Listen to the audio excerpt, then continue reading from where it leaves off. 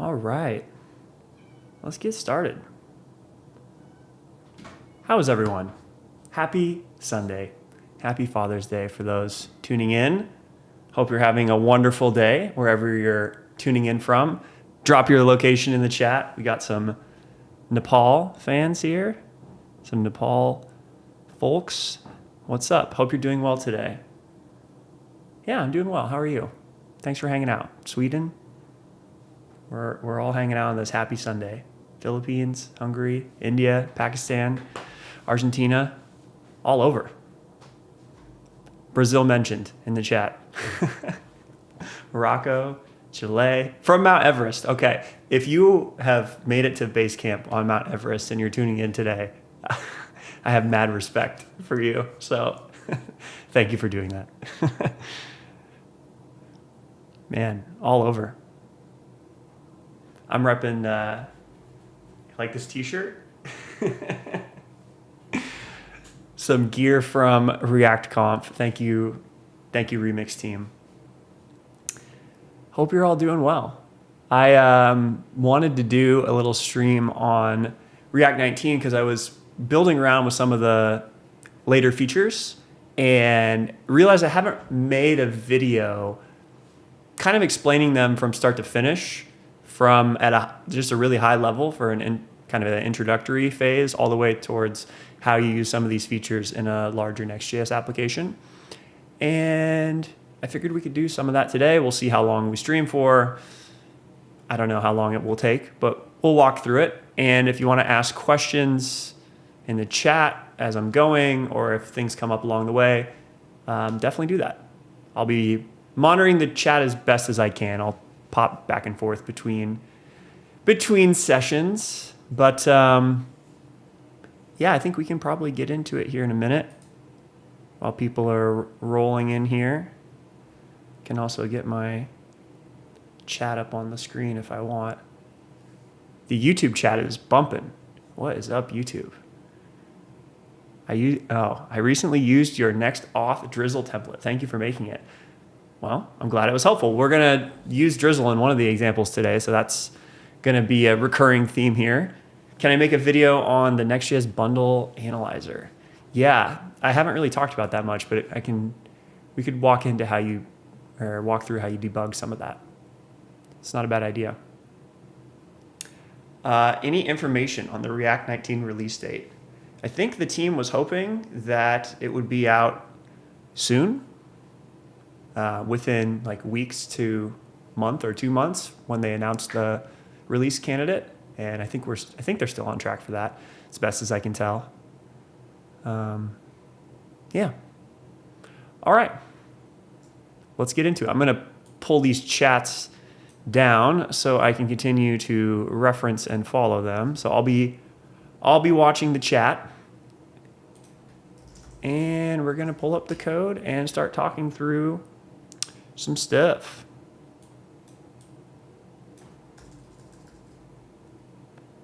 All right.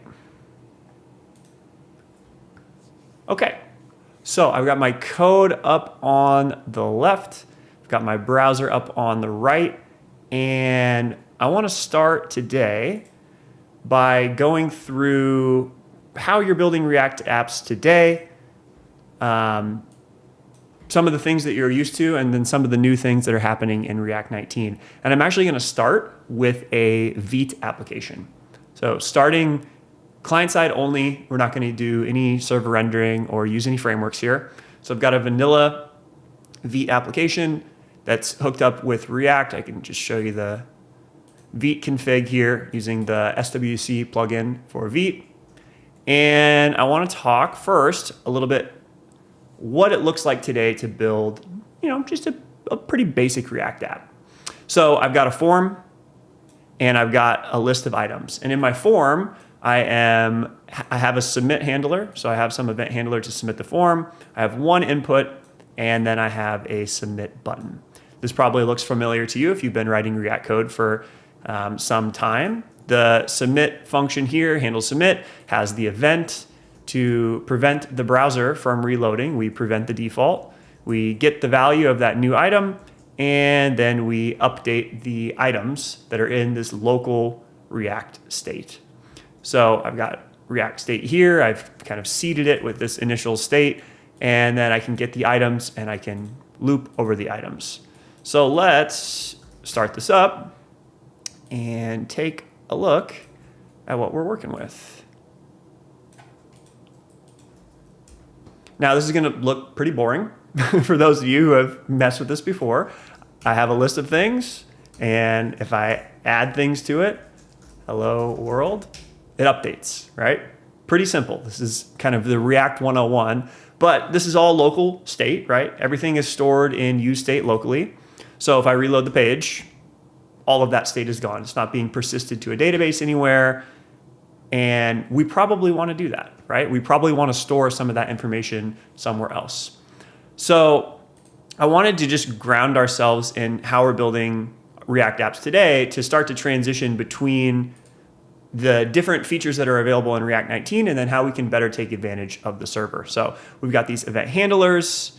We need to fetch some data at some point to populate this list of items that we're seeing here. So we're going to need to do that in a use effect. But let's start talking about some of these React 19 features. So we can kind of quickly get rid of this app today file. I just wanted to show that for a second. So the entry point into my V application, I'm going to the root element and I'm rendering out app. So let's get rid of app today. And I'm just going to delete this file. We can look at our index.html if you're curious what I'm building under the hood here. It's just a very simple HTML template that has our root element that we're rendering into, and then the compiled code for our React app. So now we're rendering out this new app component. And let's take a look and do a little bit of a diff of what we're working with today. So I still have my local state, right? But I've refactored my component into this to-do list. The to-do list takes in some items. Right now it's just local state. And then there's the function to add an item. Now this add an item, we're going to come back to this, but let's go look at the to-do list. So the first change that I've made is I've moved from a event handler to this new action prop. Now, if you've been watching my channel or any of my videos, you might have seen me talk about actions before in the context of Next.js. One of the great things about React 19 is that this same paradigm, this same way of building with React works for both the client and the server. So in this V application, I'm not using a server. This is all client React. I have a client action. And that means that just like I have this input and this button to submit my form before, when I look at this form action here, all I'm doing right now is just I'm calling this await item function that I passed in, and it has the form data. Now, the nice thing here is rather than having the event handler where I needed to prevent default so the page didn't reload, and then I had to get the actual value from the form, when I have the form data API, I can just .get to get the value based on the name. So the name is item here. And I get that value, and then I update set items. So I update state again to get that working. So another item. Wow, it works. Now, again, same as before, still local state, but there was one nice UX improvement that we got for free. One nice UX improvement, one nice developer experience improvement. The UX improvement is that my form cleared out the input automatically for me on submission. So, wow, I didn't have to make a ref, attach it to the element, and then reset it. I didn't have to do that. So the actions will just do that for me, which is kind of nice. The second thing, the DX benefit, is it's just less code that I have to write. So I feel like this pattern is a lot easier for me to reason about. And I like that I can just get the form data directly from here. So that's pretty nice. I'm a fan of that pattern, but still, we're not actually persisting to a database anywhere. We're not reading items from a database, and we're not saving items to a database. So let's go ahead and do that. I'm going to first demonstrate something, which is the save item function that we're calling. It's asynchronous right now, but it's not actually doing anything. What if we had some delay here of 2 seconds or 3 seconds. So I don't know if you heard my mouse click there, but it was, it was a little slow. We're simulating some network latency here before we've actually added in the network. And this is what the user experience could look like if I'm on a slow device, or if I have, inconsistent network speeds, or if it just takes some time to actually persist that item to my database or to data storage. And it's good to throttle your network. CC Remix, CC Ryan, thank you for the shirt. It's good to throttle your network and see what that experience looks like when your users are on, on phone, on their phone, on mobile, or trying to access it on slower internet. So that's just something to be aware of. Okay, I'm gonna go back to here, and we're gonna take a look at a few changes that I've made that I've kind of scaffolded up, but we're gonna need to actually make some code changes here to talk through how this works. So rather than reading the items from local state, I just got rid of these. I can even get rid of this comment if I want to. So the initial state is an empty array, but then I have a useEffect that runs when the component mounts. And inside of here, I've got this function I'm calling, fetch items. This asynchronous function goes and it calls get items, and then it updates React state with the result that I get back from that. Now, if you've been in the React ecosystem for a little bit, you might have seen some React hook libraries that help make this easier, like a React query, Tanstack query, SWR, or so on and so forth. But you can always do it through useEffect, although there are some caveats to this approach and maybe some reasons why you wouldn't want to do this. And we'll show what the UX looks like of doing that. But we call this fetch items here. So let's get items. What is this? Okay, so I've got export async function get items. I go and make a fetch request to some API somewhere. So right now I've only been concerned about the client. I haven't done anything on the server. But to actually get that data from a database, I'm gonna have to do that somewhere. So depending on how my team's structured, depending on the type of app I'm building, maybe I can't have control over the API and I'm just kind of throwing it over the fence to somewhere else. Maybe. In reality, I think for a lot of the apps that I'm building and for a lot of people, they have the ability to actually control the front end and the back end. So they're writing front end code, but also they can build their own API or they can build their own back end to be able to interface with all of this. So let me go in here and just pull up the chat. Fetching data with the useEffect. Haven't done that in a while. Yeah, I don't do it as often now, but it's still fun to just go back to the basics, go back to the first principles of how this all works, because I think it helps you understand why some of these new changes have been made. So get items, going back to here, we have get items, then we update the list of items in state. Okay, that all seems to make sense. And then inside of here, we're gonna list out the items. We're gonna ignore the optimistic point for a second, but yeah, this looks fine. So the question is, going back to here, where is this API? And how can I actually write that code to go fetch data from the database? Well, so far I've just been running my Vite application locally, my client-only app, but I actually have built a little API that we can use. So I'm going to start up Vercel Dev, which is just the local CLI to be able to talk to an API. And you'll notice that I have a bunch of items here. And I mentioned, the UX there's a trade-off here. Because initially we're seeing an empty page. The client-side JavaScript is loading. We're running useEffect. And then we have this waterfall to go fetch the data from our database and load the items on the page. So this API items, where the heck does this thing exist from? Where did this code come from? Well, one of the cool things with Vercel is you can just write APIs on your local machine here and then deploy them to Vercel. And since I'm using a client-only framework here, I don't have any way to take advantage of the server.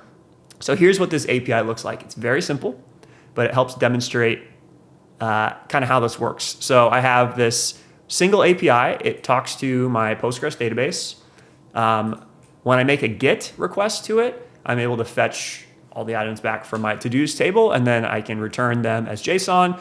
And when I make a post request to it, I'm able to get the text value from the incoming request and do an insert on my to-dos table, and then return a new response that we created some to do. So really very minimal API that we've serviced here, but it gives us the backstop for how we're actually able to go fetch these items. So I've kind of got two different worlds here.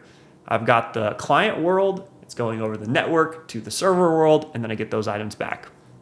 Now, inside of here, going back to this form action, if I go up to here, again, just ignore the optimistic part for a second, but I've got this add item function that we call, we give it the form data, and we go back up to here, add item, okay, await save item, and we pass in form data.get item. So the only difference here is that now we're calling this save item function.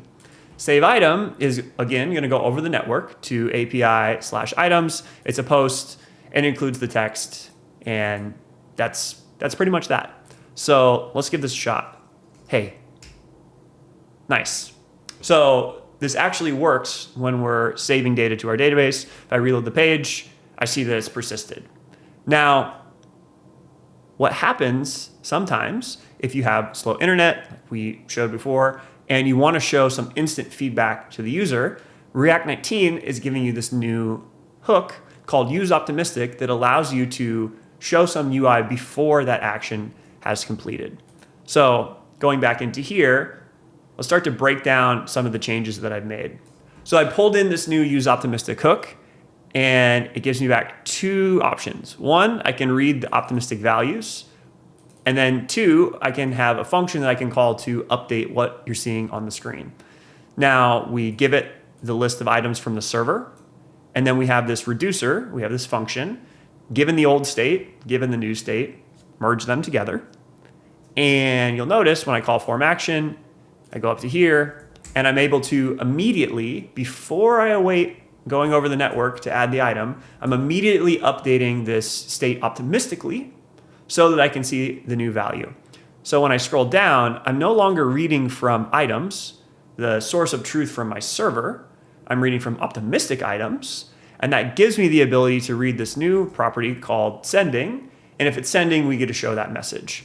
So notice that when I post this, we see the sending directly after it before we've waited for that database call to finish. And right now, this is pretty fast. It's not that big of a deal. But if I just artificially slow this down even another second, and I go over and I throttle our network here, let's put this on even just fast 3G.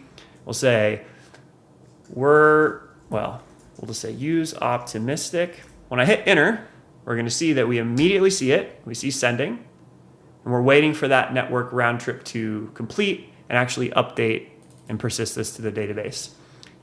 Previously, React didn't really give you these utilities to be able to work more efficiently with the server. And one of the great things about React 19 is that this hook for essentially doing some work on your UI, waiting for it to complete, but still showing something to the user immediately, is now a built-in part of the React model, which is really powerful. This is, of course, a to-do list, but you can do some pretty advanced things with this hook that are all based on the same primitives, the same ideas as what we've shown here.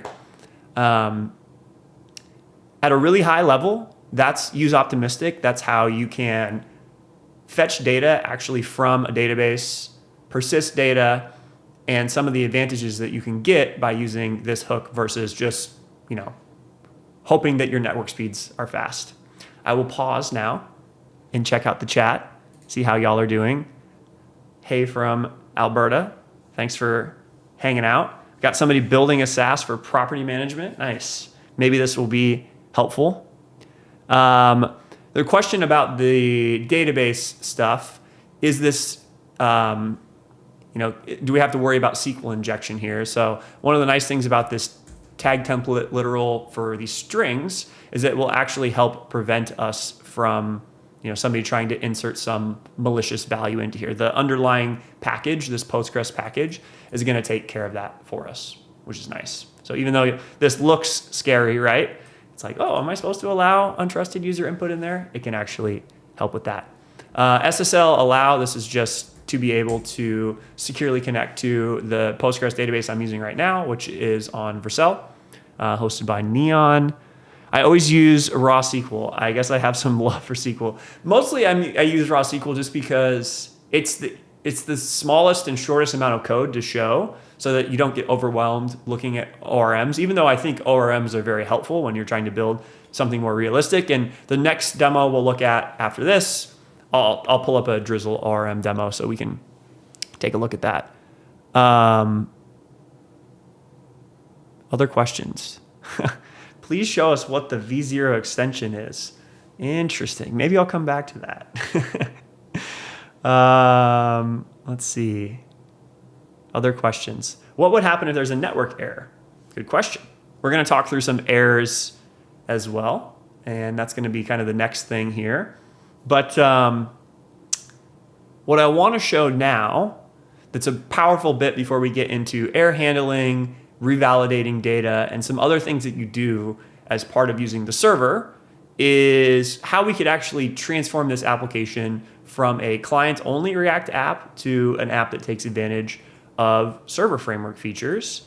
And I'm going to do that now. What's up, Twitch chat? The Twitch chat's also here hanging out. I haven't checked the LinkedIn chat. I'm also streaming. I'm also streaming there. If you're tuning in from LinkedIn, let me know, because it's the first time I've ever streamed there, and I don't know if y'all are watching on LinkedIn, but if you are, I would love to hear from you. Let me know. There was at least 30 people who said they were going to attend. So if you're one of those 30, thank you for hanging out. I'm glad you're here. Okay, let's get back into it. Let me pull up my code again.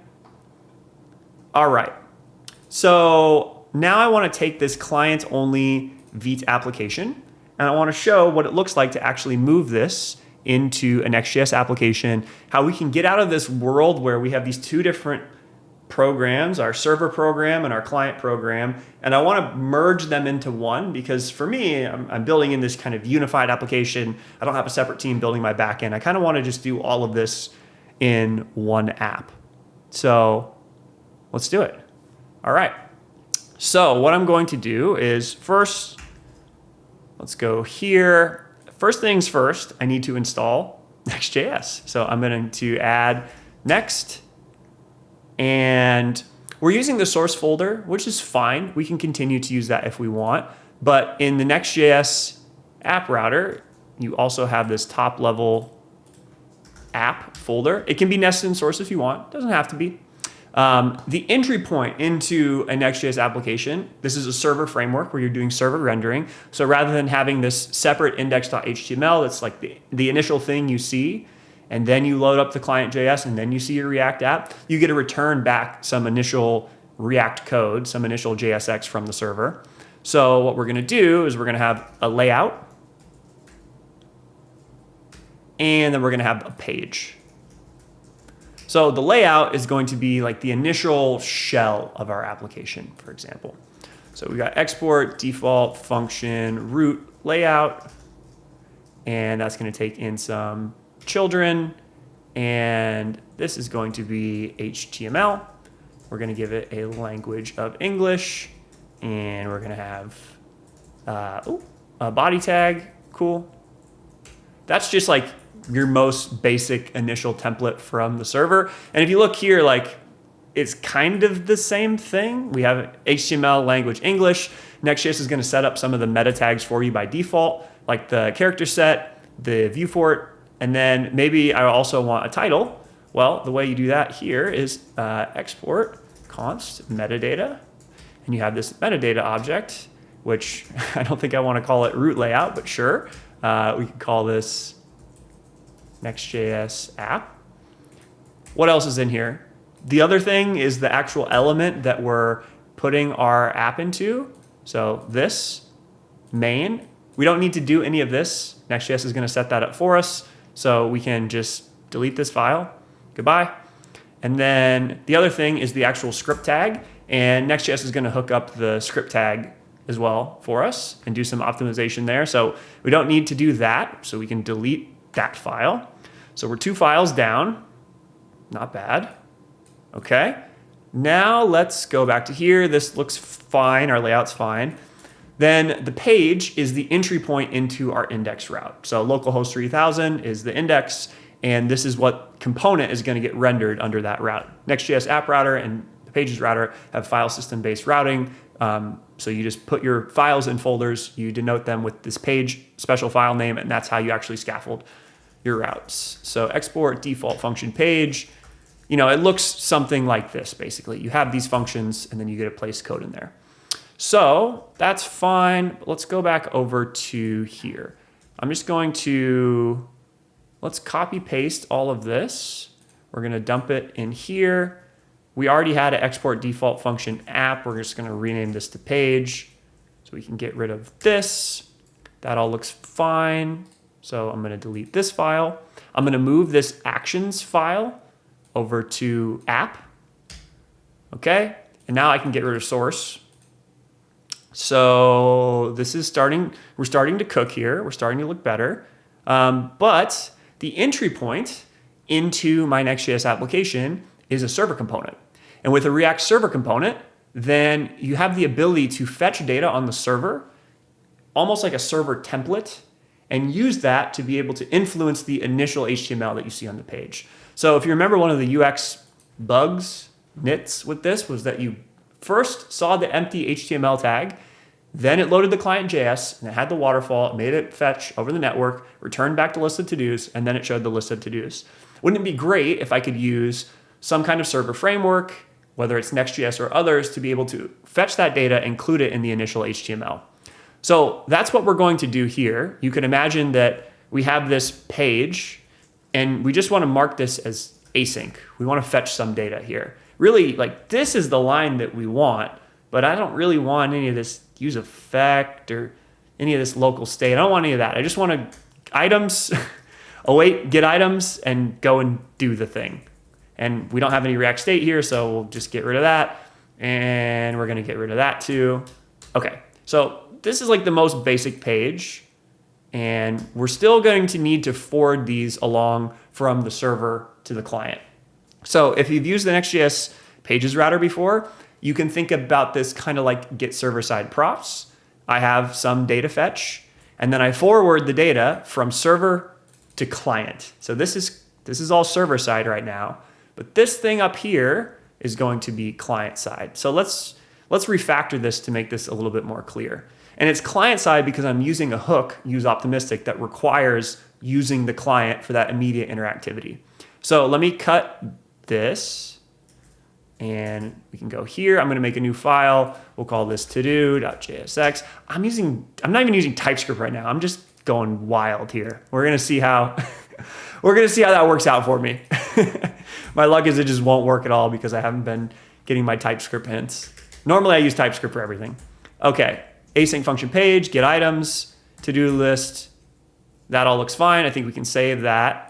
Before I go any further on this, I want to just pause and I want to talk about get items, because get items, which was in actions before, was going over the network. But I don't need to go over the network anymore. I can just go to my database because I'm in a server framework. I'm in a server environment. So what if we took all of this and we deleted this folder, goodbye, and we just pasted it directly in here. So now this get, we're just going to get rid of that. Okay, that seems fine. And we go get the items from our database, sure. And we return them back. And I don't even need to use response.json. I can just say return items, sure.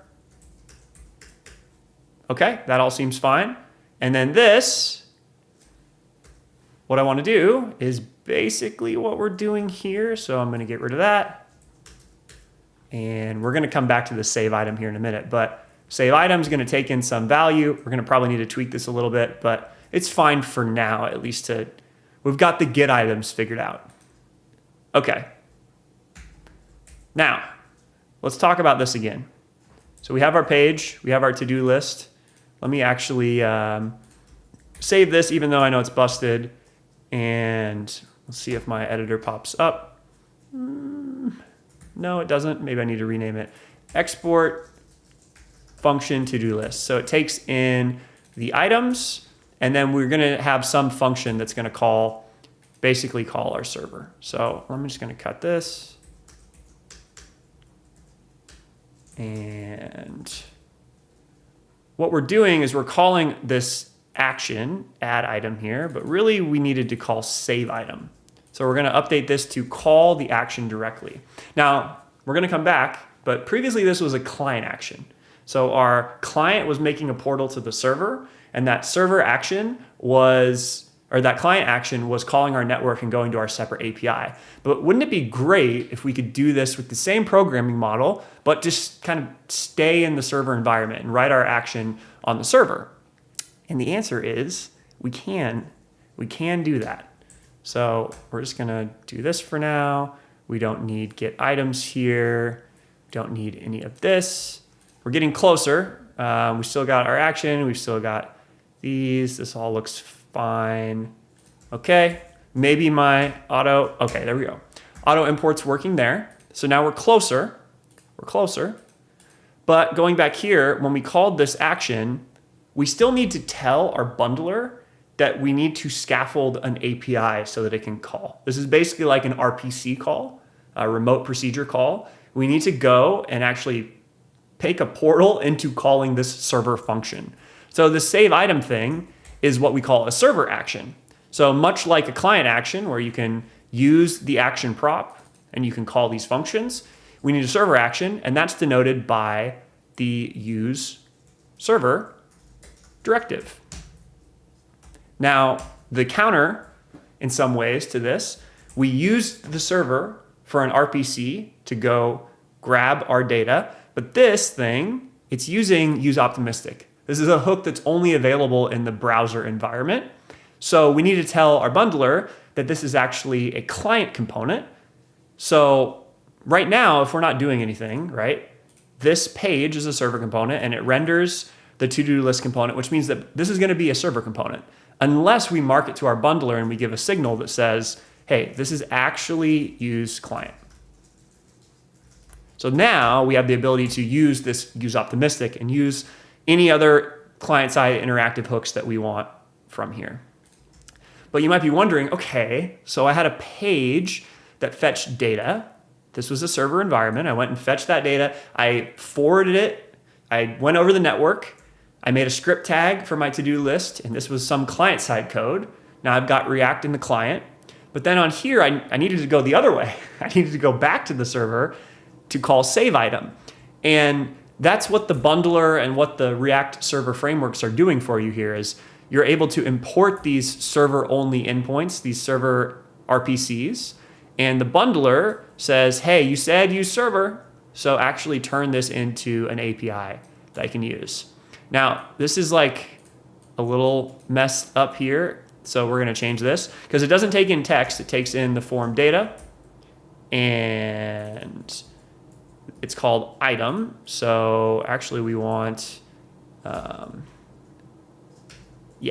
we want that. Form data.get item, insert to-dos into text, and return text, but I think we can make even that better. Also, just for best practice, typically we call these functions, their suffix is action. So I'd actually want this to be save action. Okay, we'll go back to here, call this save action.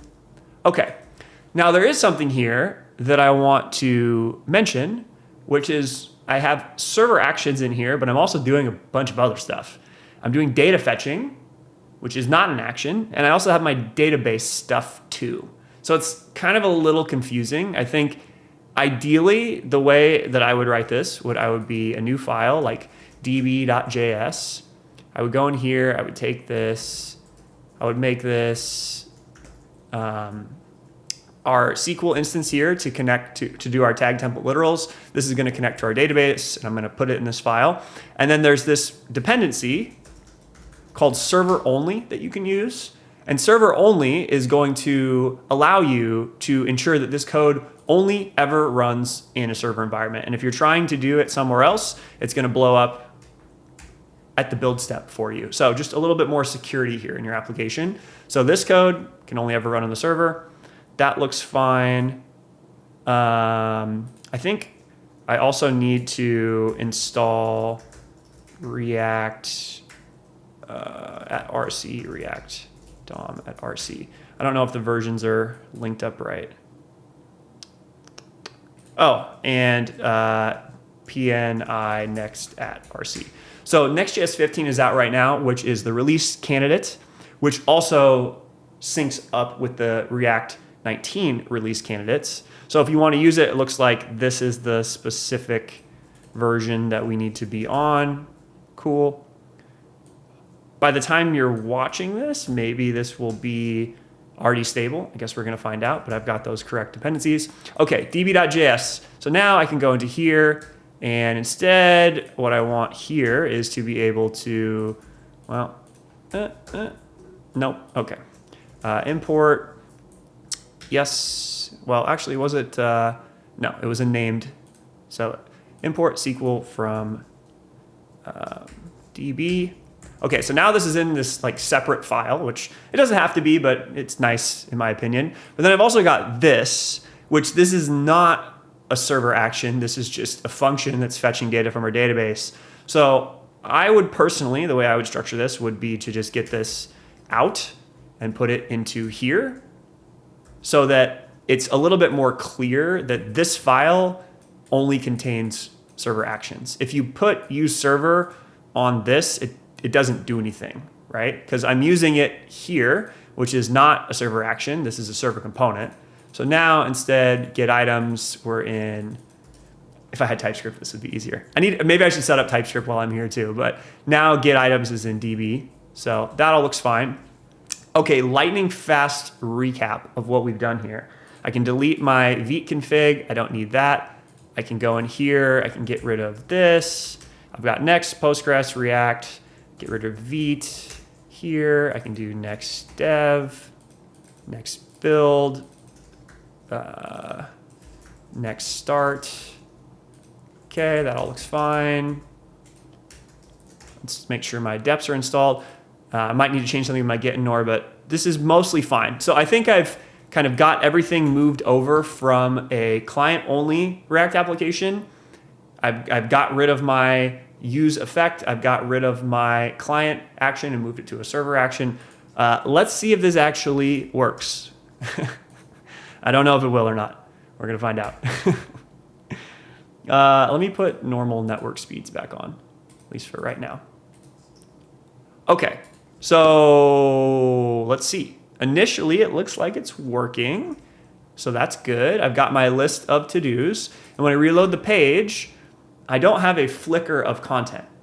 So the initial HTML that's being returned from my server also includes these list of items because I have my server component that's going and fetching items from my database, and it's including them in that initial HTML. Client components, so this to-do list, client components are also pre-rendered. So they're also included in this initial HTML. It's just that they also have a script tag so that you can add more client interactivity. So that's why I'm able to see these here.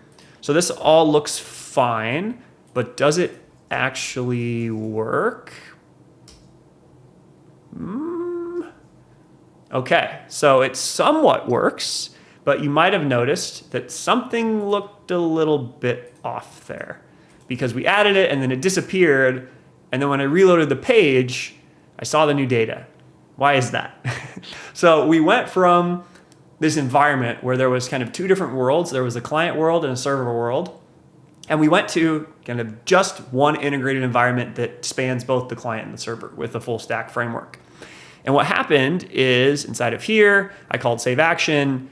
I added this item to our database, but I didn't tell Next.js or I didn't tell my server framework, hey, actually, we've done some mutation. We've changed some data and we need to update that information. So here, what I would actually want to do is call revalidate path. And this is going to update the Next.js cache to say, you know what, for this route, we're going to go ahead and we're going to update that when you do your mutation. So how about now? And what I want to show that I think is interesting, so I'll hit add. Okay, so now you'll notice there's one network round trip here.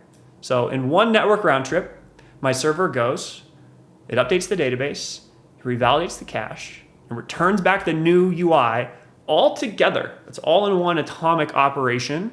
And that's how I get back this new value for how about now. So I got to do this kind of same pattern. It's like the same programming model that I was used to on the client with actions, with useOptimistic, but also dip in and use some of the server features that are really, really powerful. And it's just great that that's all part of React now. And when you integrate with server-side frameworks like a Next.js, can make this process, pretty seamless to do across the client and the server. Yeah. I think that's mostly what I wanted to cover here. Let me go back to the chat, see what questions you all have.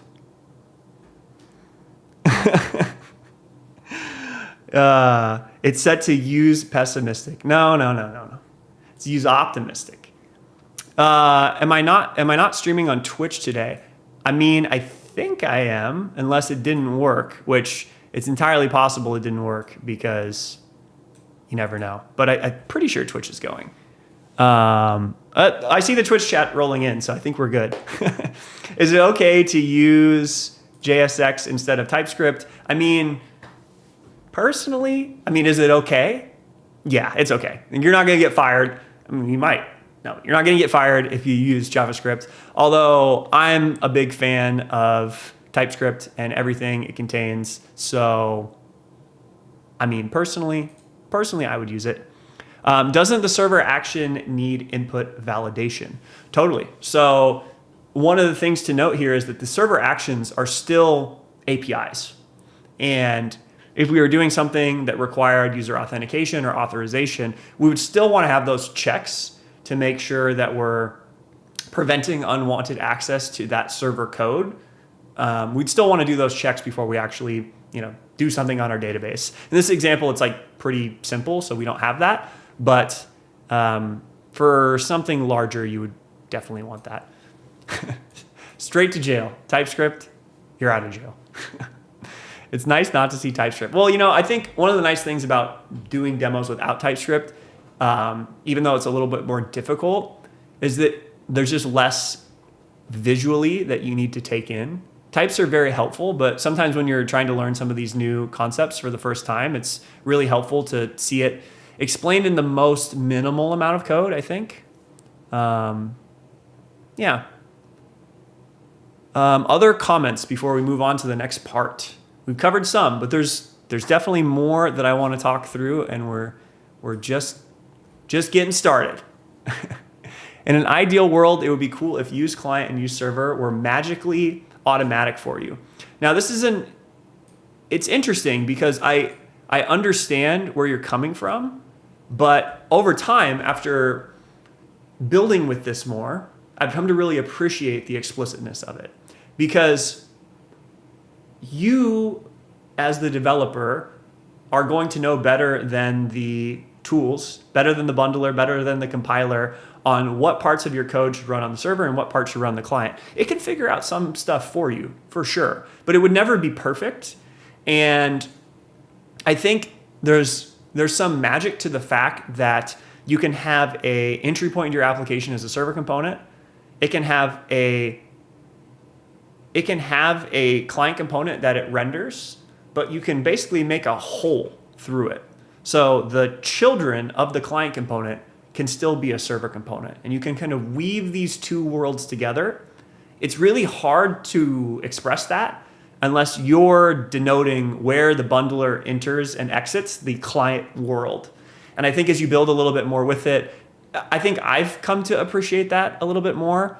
Also, just, I guess, coming to terms with the fact that use client and use server aren't exactly like opposites. They're different ideas. And I think that's also helped me understand when to use them more. Watching the transition from the V app to Next.js was helpful. I'm glad that was helpful. I think for me, the biggest thing in seeing that is it just helps it helps me understand more the point of doing a full stack framework, which it's not the right thing for everyone or every application. Sometimes you have a separate API somewhere else, but it also shows that React 19 is really powerful, even if you're on a client side, the application only. Like you still get to use client actions. You still get to use some of these new hooks like useOptimistic, which I think is really, really helpful. TM, yes, I can see your comments. Your comments are visible. If you're putting a link in the chat, I think YouTube blocks links. Did I put on the wrong t-shirt today? No, I'm representing the React frameworks. It's been a while since I used API/route handlers. Yeah. Other questions here. In your latest video, you used redirect, and why did I use revalidate now? Well, I'm glad that you asked, because this is one of the things I want to talk through next in the next example I want to pull up. I've tried another comment up here. I've tried the React compiler. It's so good. The automation React needed. I don't know why it was so hard for me to say that, but yes. Okay. Shall we get into the next part? What do you think? I haven't checked. I've only been looking at YouTube and Twitch and LinkedIn streams. I need to look at the X stream. I see we got a couple thousand folks tuning in on X. Hey folks on X, thanks for tuning in. It's really nice that I can stream to multiple platforms now. I finally got that set up. I'm now looking at the X replies if you want to send me messages there. But let's move into the second part that I want to cover. I'm going to just swap out my code because I've got a different application that I want to talk through. So let me pull that up here in a second. It's something I posted a video on recently, this Emoji to-do application. I want to talk about it because after I posted it, there was a couple of questions asking why it was built in this way. Should I have done it a different way? What are the differences, like redirecting versus revalidating data? And I actually want to show how some of that stuff works and some of the different bits that we can consider here. So let's go ahead and I will just pull my chat back down here so I can continue looking at it. And let's get started on this fine Sunday. Thanks for tuning in, everybody. This is fun. I like streaming on Sundays because, at least for me, I have a little bit of downtime to just hang out and watch streams. So it's fun to see what people are up to. Okay. So we've changed applications here. We're in a new world. I recently posted this video about this Emoji to-do app, and it's similar to what I was explaining today, but trying to be the kind of most simplified example of this. So let me just quickly explain how it works, and then I'll talk about what I want to show in the video today. So it's at emoji-to-do.vercel.app if you want to go try it out and leave some emojis. There you go. But the bit here is that you can just only respond with emojis. There's some clever ways you can get around it if you want. But you respond to emojis and then they show up at the top. And one of the big things I wanted to show, or that Guillermo, who built this app, wanted to show, was that this is a dynamic app. It's just posting to a database and reading from a database, but it feels really fast wherever you're at around the globe. It's actually impressive to me how fast server rendering can be on decent internet speeds. And we're going to talk through some of the trade-offs there. But if depending on where you're tuning in from, I'd love to hear how fast this application is for you, because at least for me, I've been pretty impressed with not only the speed of fetching data, but also the speed of doing mutations to my Postgres database.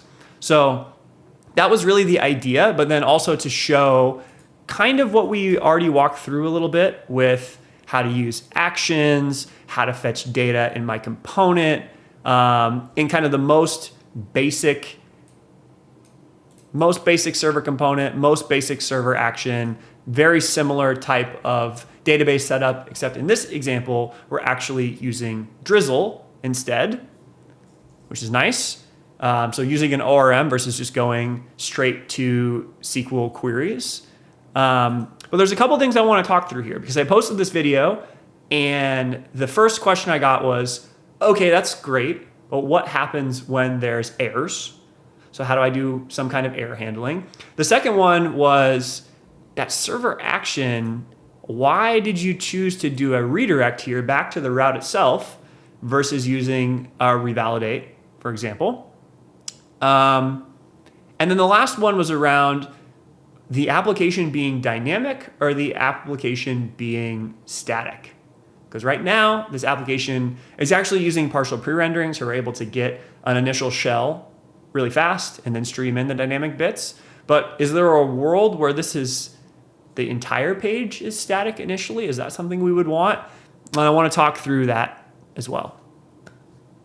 Let me know if there's other things with this demo that you want to talk through. But those are three big ones for me that I think are interesting enough to dig into as an extension of some of the React 19 features that we were talking about previously. So let's open this up with error handling. So what happens if my database was down or there was some kind of issue posting my data to my Postgres database? Well, React 19 has a hook for this that allows you to look at the actions status, and I want to start using that. So let's go ahead and do that. First thing is this is a server component where I'm doing my data fetching, but also I've kept all of the JSX on the server, even the action here. But if I want to use a hook, just like useOptimistic, if I want to use action state, which is the evolved form of use form state, which we'll talk through, I need to use a client component. So let's go to here. Let's make a new file. We'll call this todos.tsx. And we're going to take this bit out. Well, all of this. Okay, export default function to-dos. And this is going to take in a list of to-dos. And we'll come back to that. And then we're going to return this. All looks good. Okay, so we've got our to-dos. And then up here, we've got our action. That looks fine. So this is the same thing I was showing before where I have a client component. I'm doing my data fetching in the server component. I'm taking the result I get back and I'm passing it over the network from server to client. So I've got my to-dos. I pass them over. Great. All of that looks great. No changes necessary there. Now we've got our to-dos, and this is going to be these to-dos. I've just imported this from my database schema here. That all looks fine. Okay. So now we've refactored from this being all one server component to having this part be a client component. So we're going to denote it with use client. And now we can go ahead and start using something like a use action state, a hook that allows us to observe some of the results of our form. So if you haven't seen it yet, the Next.js 15 RC includes this temporary subdomain of our documentation, rc.nextjs.org. This will be merged back into main once we're on 15 stable, which should be happening hopefully soon. But at least for right now, if I pop over to the server actions docs, if you've been using forms in the Next.js app router before the Next.js 15 RC and the latest changes in React 19, you might have seen a form called use form state. So in React 19, this API has been renamed and there's been some new functionality added to it. It's now called use action state. So when you update to this newest version, we'll have some code mods and some examples for how you can actually move that over. But there's a couple things here to take note of. When you use action state, your actions get forwarded the previous state, and then they can return values for you to use inside of your component and read from. So, for example, here I would have previous state. That can be any, sure. I've got the previous state, and then I've still got my form data. And then inside of here, I can actually return some message back to my application. So the pair to this, where I actually read it from, is this useActionState hook.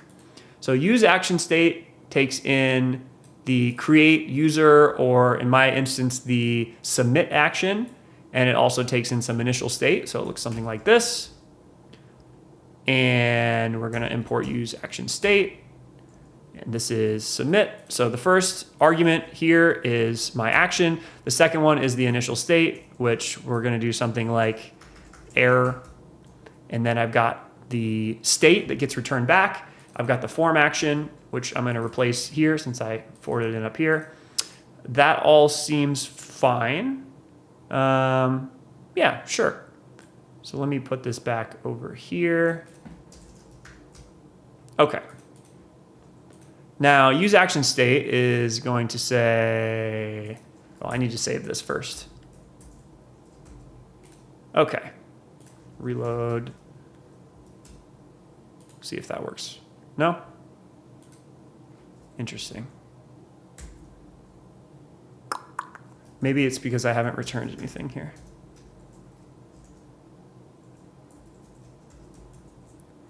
There. Okay, now the TypeScript is happy. All right, so the first thing I want to show with useActionState is the ability to display an error if something were to go wrong. So going back into our actions right now, we've got this regex where we're not doing anything. So let's handle this. Return error, only emojis loud. Great. Now we have some call to our database.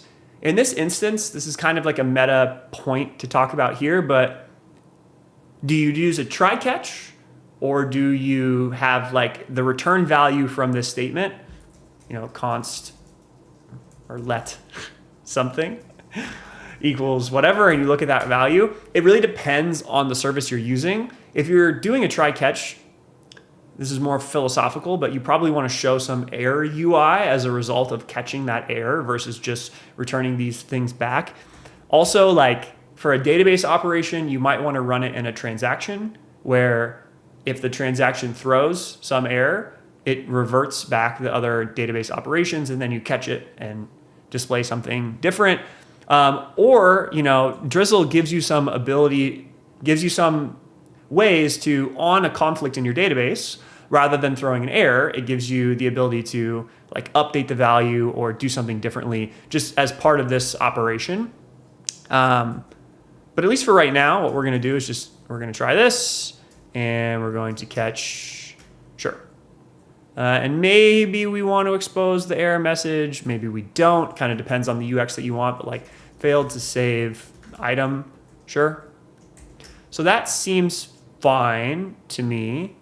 We don't need to return an error on the success case. That all seems good. Going back to here. Now we have the state, and we need to do something with this state. So maybe down at the bottom of the form, we'll just do, yeah, something like this. If there's some state error, then render a paragraph of the state error, and we could style that differently if we wanted to. Okay, I've got my dependencies, I'm pretty sure. Let me start up my local dev server on 3000. Let me go to here, localhost 3000. Okay, so now we've got our app here, and what I want to do is simulate some kind of database error. So maybe we throw, that's so weird. It's like it heard what I said, but I mean, I guess that's probably what I would have typed anyway. Sure.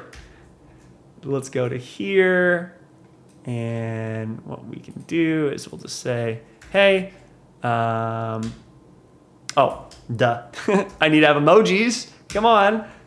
So I added an emoji, and you see that we return back this error here. We throw an error, which means that we go into the catch block, and we return back this object, error object, failed to save item. And then we go in here, that updates the state on the client. So we get back the state, and then we're able to render it down below. And you could, there's a number of ways you can make this look a little bit better. You can style this, you can put it, you can make a border red around the input. There's lots of things you can do, but this is the general pattern for how you handle errors and then return them back between your client and your server. Another question I got was, okay, well, how do I show some value? How do I show some visual UI while this is pending? And if you've used the Next.js app router previously to 15, there was a hook called use form status. It still exists, but the feedback was, do we really need to use that form? Or do we really need to use that hook just to get pending? So there's a third option on here now for pending. You can still use form status as a child of your form if you want. It comes with some other stuff too that's nice, like you can actually look at the data that's in flight. But for the simple case of pending, you don't need to do that anymore. So maybe I want to, disable this button, and I want to do, if it's pending, then do opacity 50. Yeah, that seems fine. I'll go back to here, get rid of this. Okay. Let me clear this out, get an emoji. We'll do the film thing. And let me put on fast 3G. Okay. So we saw our button go to opacity 50 while that was pending, while the action was still running. And then up here at the top, we see our new emoji that got added. So just that one prop here for pending that I can pull back and use to show some visual state that something's in flight. Now there's a couple questions. Why the heck is there that redirect in here? Well, the original idea with this demo was to show kind of just how PHP-like this whole thing was. So what it does is, rather than revalidating the data, it redirects back to the index route, and this section is keyed based on the to-do ID that you get back. So it's going to re-render because it's getting new data from the database, and then this whole thing is kind of being blown away. This is like the super naive version of what we can do with revalidate. So let's not do this, so we can show kind of the best practice here. We get rid of this, okay? Go back to here, and rather than this, we're gonna do revalidate tag. And we import that from Next cache, get rid of this. I can't revalidate path. We can talk about tags as well, but now we're gonna go and revalidate path just like we showed before and update the data that we're using. So that seems fine. I'm gonna go back to normal internet speeds here, and we'll add a new emoji. Cool. So just like before, we're able to revalidate that data and get it back. There's one more bit I want to show here, which is the difference between dynamic and cached data. So in Next.js 15, we've changed the defaults for fetch. So if I were to await fetch my data somewhere here, this would not be cached by default. And in this instance, I'm awaiting a database call, which is not fetch. So it's also not cached by default, meaning that if I do a build of my application, what you're gonna see is that the little build output summary that gets shown at the bottom says, hey, by the way, this page is dynamic. So in this instance, I'm using the experimental partial pre-rendering, which means that it will show an initial shell first and then load in and stream the dynamic bits. But still, right here, this index route is dynamic. And maybe this is what we want. Maybe that's the UX that we want. We never want a case where there could be any stale data on this page. It's something that's very important that it's always fresh when it loads. Oh, and by the way, we've got this requirement that we want to be able to sort data based on this order by prop. So if search params has ascending equals true or whatever, we want to change the order of how this works. So right now it's ascending. If it's false, actually, I don't think it's set up that way. I think we'd have to remove it. So if that's a requirement, right, we need to read in some runtime data from the URL. We do need this to be dynamic. But there's a world where you don't. and you're trying to minimize the load on your server and you want to take advantage of more caching, and there's a further optimization you can make here if that's the UX that you want. So for example, let's say that we're going to do, let's do this. We're going to get rid of the search params here. So we're not going to use search params at all. Okay, that removes one bit of runtime logic that we needed. We're not going to get rid of, or we're getting rid of search params. We still have this call right now that Next.js doesn't know that we actually want to cache this data. So this page is still dynamic. But one thing that Next.js has is this function called unstable cache. And what this does is it allows you to basically mark a data fetch that you want to opt into caching and then be able to revalidate that data. So just to show an example of this, I'm going to go here and yeah, we can just do it right here. So I can say get cached to-dos, and I've got unstable cache. I've got this async function. It doesn't take in any arguments here, but I've got this, and we're going to make this like this. So I can just say return await database, select to-dos table, get the first 20. All that looks fine. This thing is not a cache key. It's like the key parts that make up this call, which is two separate things. It's a little confusing. We're working on a better version of this, which is why it's still unstable.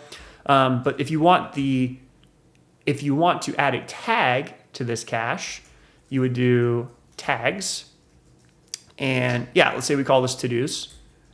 So now if I go here and I do await get cache to-dos, what you're going to notice if I go ahead and rerun the build is that Next.js now knows that yes, I had this asynchronous operation, but because I've marked to my compiler that I actually want to run this as part of the build and cache the output, we see static here, pre-rendered to static content. Now this entire route is static. Now, this can be helpful if this is the pattern that you want, right? If you are okay with the UX of, let's go here and do revalidate tag, and then, well, we still could revalidate the entire path, but just to show a demo of this, I'm going to do, because we marked it up here as a tag of to-dos, I can change this to be even more granular to to-dos with revalidate tag here. And I'll start my dev server back up again. And I'll go over here, reload the page. So what's going to happen is on the first load, it's going to fetch the to-dos. And it's going to cache them. It's going to cache them with this unstable cache function. But then I have a mutation. So I could still deploy this app. I can have a static page that's always fast, includes all the to-dos right away. But then I do this mutation and I call back to the server and I say fire emoji, and I can still then go and call this tag from revalidate tag, invalidate the cache, and regenerate the HTML that's shown on the page. So I just wanted to mention that because this is really a UX decision for how you build your app and how you want to handle this. But both are supported in the Next.js world, in that Next.js environment. Okay, let's go back to the chat and see what questions you all have. Take a pause. Does this work with JS disabled in the browser? So one of the really awesome things about this whole model is that it's been designed for progressive enhancement.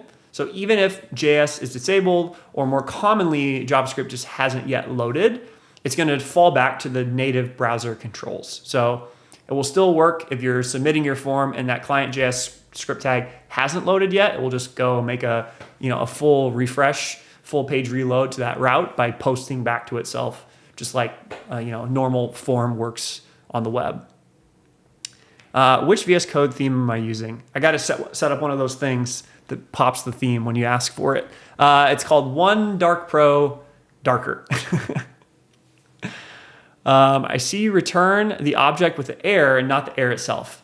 Yeah, if you want to, this is kind of a UX pattern thing. Like sometimes you want to expose the actual underlying database errors. Sometimes you don't. You want to have a different message that you want to show. You could do that as well if you want. This emoji app is pretty sophisticated. Yeah, it's getting pretty wild. Simple apps are nice to show the patterns because there's a lot less code that you have to show, but the concepts are still the same, you know? How is a server action different from tRPC?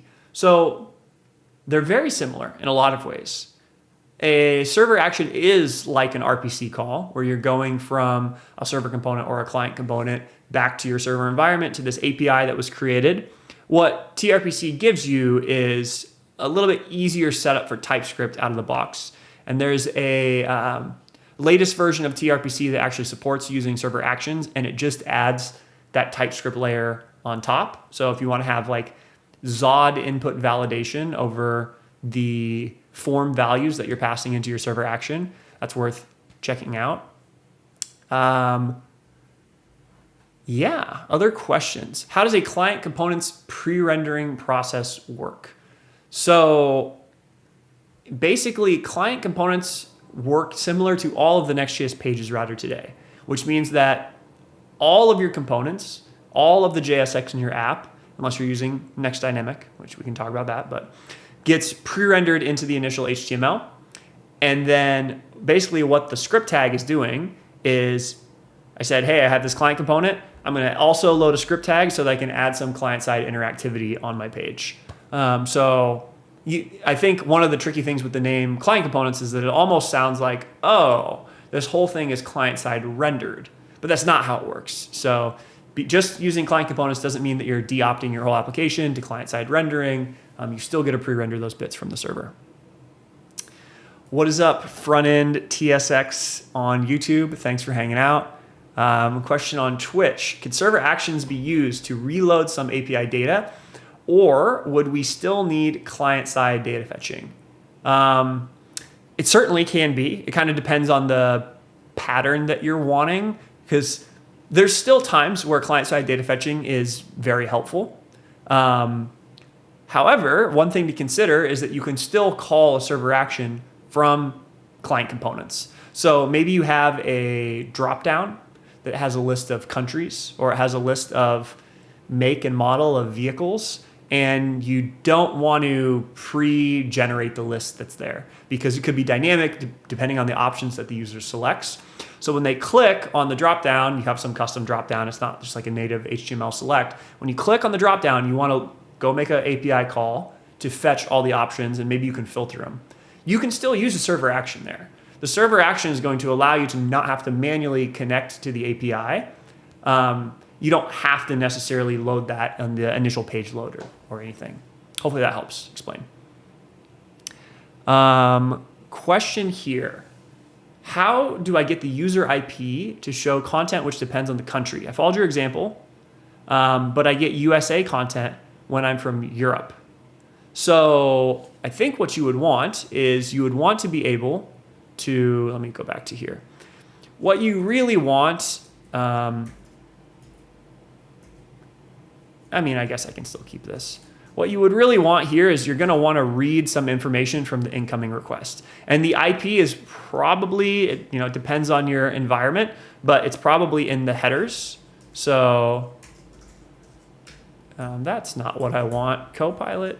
I want to get the headers, and then I want to read from the headers, headers dot whatever. I think it's like dot get or something. X Vercel IP country. It's something like this. Is that right? Let's go look at the docs. Headers. Yes, it is next headers. You get the headers. It is dot get. Oh, duh. I called this the same thing. Header list. Header list dot get. And then I think Vercel geolocation. I can't spell. It is X Vercel IP country. So if you're deploying on Vercel, we include these headers for you.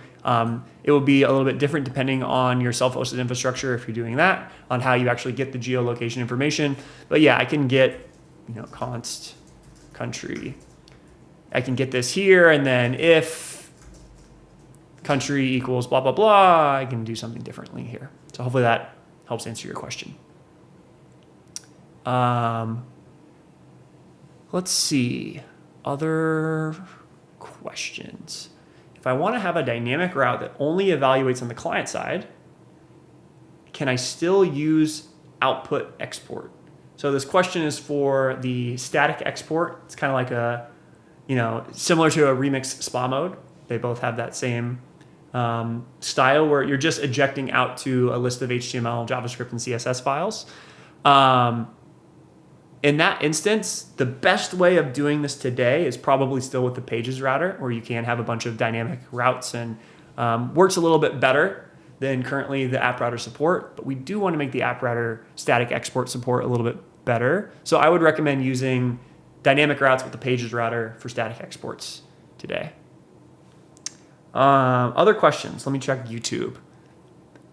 Can you explain auth for external APIs for Next.js? So I actually have a video on my YouTube channel where I walk through auth with no libraries, just build your own auth, read from cookies.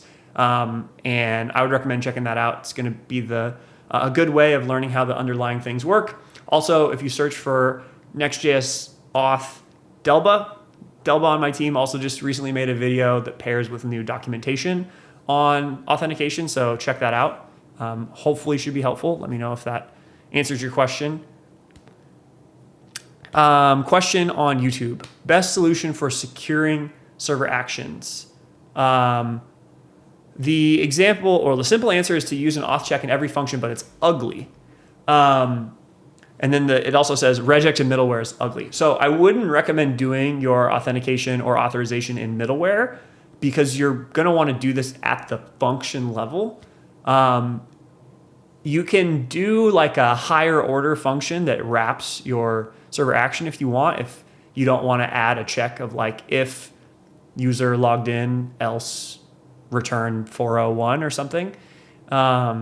So that's one way to kind of reduce the boilerplate, but I would still recommend writing that code at the server action level. And we have a blog post on the Next.js blog called How to Think About Security in Next.js that kind of walks through a lot of this in blog format. It's also been put in the docs, but it's there if you want to learn a bit more about that. Best way to handle errors in server actions. So you might have missed this part if you were joining in late, but we were walking through use action state, which is the new use form state. The recording will be up if you want to check that. Other questions? Let me check the LinkedIn chat. What's up, LinkedIn? Are there any responses here? What do we got? Slowly getting rid of use effect. Yes. Oh, we've got people joining from all over here. We got California, Pakistan, Nigeria. Nice. LinkedIn is showing up. Thanks for hanging out. What about on X? Questions on X?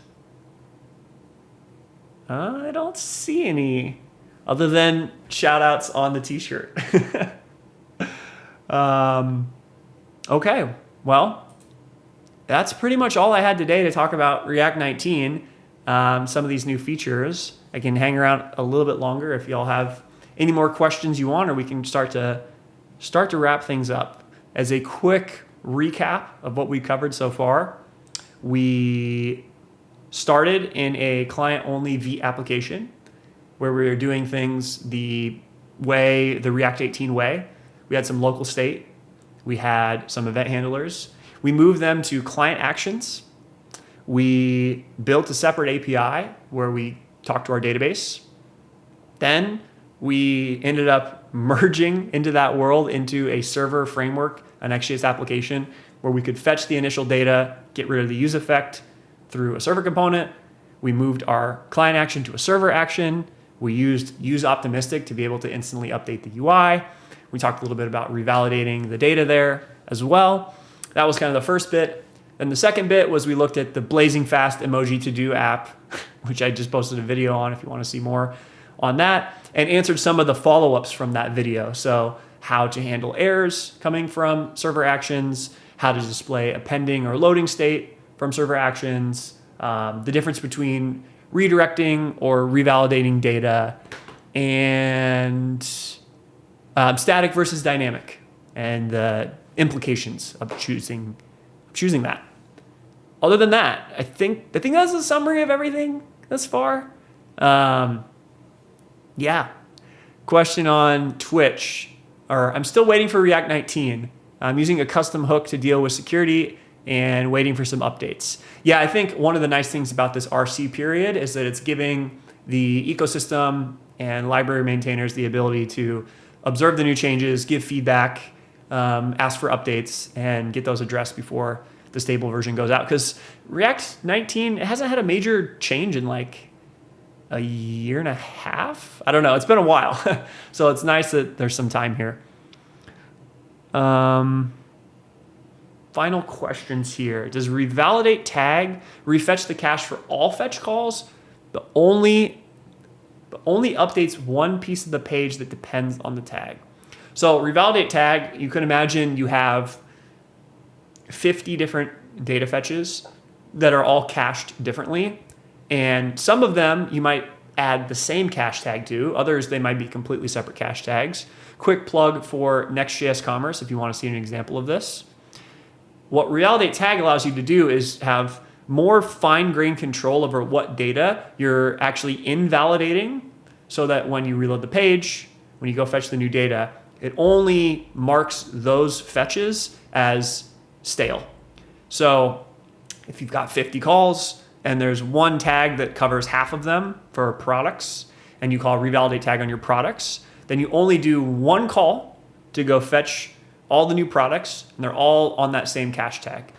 That's how I think about it. What's my opinion on using server actions with use query? I think it sounds awesome. I haven't done it personally, but I think right now there is, we talked about the UX improvements and the DX improvements of using client actions in the Vite world. We aren't yet at a point where you can mark a client component as async, but that is, I think, the ambition of where React wants to go, which is just like I was able to turn my server component into async and fetch some data. You can imagine a world where I can also do that with a client component, to where I don't have to do the use effect ceremony. So we'll see when that happens, basically. Twitch chat. Upcoming Vercel Next.js merch. I love a coffee mug. So we periodically give away merch for open source contributors or those just building cool things in the community. So if you're building a Next.js app that you're really passionate about, shoot me a tweet, send a tweet over with your app and the deployed version where you've tried it out so I can check it out. And we send out swag every once in a while. So that's the best way. Last question. So when I have multiple API calls, I usually put them in a promise.all and then fetch in parallel. How does that work out with unstable cache? So that's great. If you're doing 3 promises in a row and the results don't depend on each other, you can put those together in a promise.all or a promise.all settled so that you can fetch all of those at once. If you're using unstable cache, you could do the same thing if you put it all inside of that function. If you want to cache the results of all 3 of those fetches. You could also do a promise.all where one of the calls was cached and the other 2 were dynamic. That's possible. However, the whole page is going to be dynamic then. If you have one call that's dynamic, it's basically opting your whole page out to run and look at the incoming request, so you can read the search params, you can read the cookies, you can read the headers, and so on and so forth. Okay. That's going to wrap it up for today. The last question was Next.js 15 ETA coming soon, hopefully weeks, maybe a couple months at max, but we're cooking along here, trying to fast follow right behind the React 19 RC. And if you have feedback or you try out the Next.js 15 RC, please let us know. This was fun. Glad I was able to run through some of the React 19 stuff. If you want me to post the code for this, the Emoji to do code is open source. I just posted a video on it if you want to check it out. But the useOptimistic Vite stuff, if you'd like me to post that, I can do that as well. So yeah, have a great rest of your Sunday. Happy Father's Day to y'all tuning in. And I'll